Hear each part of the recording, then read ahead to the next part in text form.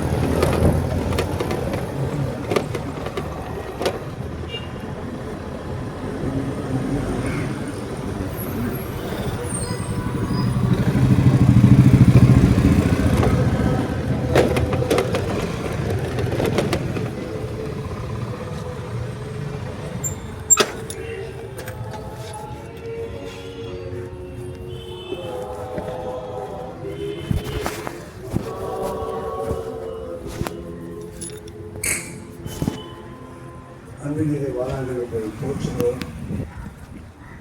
எங்கள் உள்ளங்களிலே நீர் வசிக்கிறீர் என்பதை உணர இந்த வழிபாடு சிறப்பாக நீர் எங்களுக்கு தந்திருக்கிறீர். எப்பொழுதும் நாங்கள் அமைதியின் சூழலில் உண்மை நோக்கி பார்க்கும்போது நீர் எங்களோடு பேசுகிறீர். அதற்காக எங்கள் உள்ளத்தை திறக்க நாங்கள் முயற்சி செய்கிறோம். இந்த வார்த்தைகளால் எங்களை நிரப்ப திருப்பேர் வேண்டிக்கொள்கிறோம் சுவாமி. ஆமென். கிறிஸ்துவுக்குள் அன்பான இறை மக்களே, உணர்வையும் திருப்பேரை நான் வாழ்த்துகின்றேன். குறிப்பாக பாடல்களை கடைசியாக பாடியிருக்கிற எல்லாருக்கும் நன்றியும் வாழ்த்துக்களையும் சொல்கின்றேன். நன்றாக அவர்கள் பாடியிருக்கிறார்கள். இசைக்கருவிகளை இசைத்த பிள்ளைகள் வாலிபர்கள் எல்லாருக்கும் நன்றி. குறிப்பாக நம்முடைய ஆலய பணியாளர் பிரான்சிஸ் அவர்களும் அவருடைய தகப்பனாரும் கூட நம்மளோட இசையிலே ஆண்களை சங்கத்துக்கு உதவி செய்தார்கள். அவர்களையும் வாழ்த்துகின்றேன். கேரளோஸ் எல்லா இடங்களுக்கும் சென்று வைத்துக் கொண்டிருக்கிறோம். ஒரு 2 இடங்களிலே நான் செல்ல முடியவில்லை. அதையும் நான் தனியாக வந்து பார்த்து விடுவேன். அதனால் இன்னைக்கு வாய்ஸும் அந்த கேரளோஸ் போனதால கொஞ்சம் அந்த பணியில் கட்டியிருக்கு. நீங்கள் கொஞ்சம் கவனமாக கேட்கணும், சரியா? இந்த நாள் நம்முடைய ஆண்டவரின் வருகை குறித்த அட்வென்ட் நாட்களாக இருப்பதனாலே தெலுங்கத்தில் சபை இன்னொரு அழகான ஒரு தலைப்பை நமக்கு அச்சத்தின் பிடியில் இருந்து நமக்கு எல்லாருக்கும் ஒரு பயம். அதிலிருந்து விடுதலை செய்வதற்காக கடவுள் பிறந்திருக்கிறார். கடவுள் தாமாகவே தம்மை வெளிப்படுத்தின அற்புதமான விஷயம் தான் இந்த இயேசு பிறப்பு. திருமலையில் நாம் நிறைய பேர் சொல்ல கேட்டிருப்போம். 150 மேலே பயப்படாதவர்கள் என்ற வாசகம் அது தமிழிலே அப்படி அஞ்சாதவர்கள் பயப்படாதவர்கள் என்று சொல்லப்படுகிறது. இங்கிலீஷில் மற்ற டிரான்ஸ்லேஷனில் எவ்வளவு தெரியாது. ஒவ்வொரு நாளும் நீ பயப்படாதே என்று சொல்வதற்கு அடையாளமாக இருப்பதாக குறிப்பிடுவார்கள். ஏன் பயப்பட வேணான்னு கடவுள் சொல்லுகிறார், அது கிறிஸ்து சொல்லுகிறார், ஏன் திருமலை சொல்லுகிறது அப்படின்னா, பயம் என்பது இன்றைய அறிவியல் உலகம் சொல்லுகிற ஒன்று. அது ஒரு வியாதி. பயப்படுறது ஒரு வியாதி.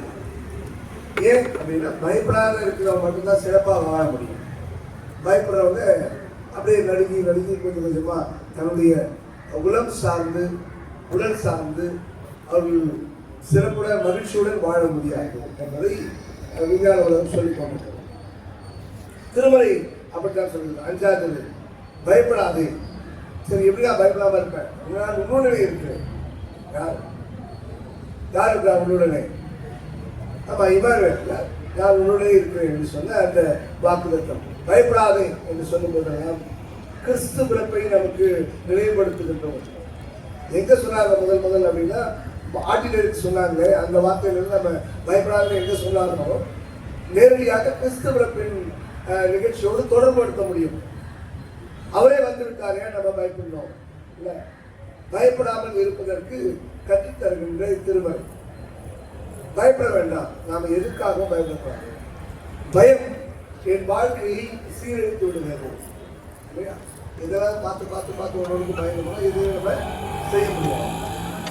கொஞ்சம் கை நிற்போம், வாழ்க்கையை தொடர முடியாது. அதனால முதலாவது நம்முடைய வாழ்க்கையை நாம் விட்டு வர வேண்டிய ஒரு செயல், ஒரு நல்ல முறை, வாழ்க்கை முறை என்பது பயப்படாமல்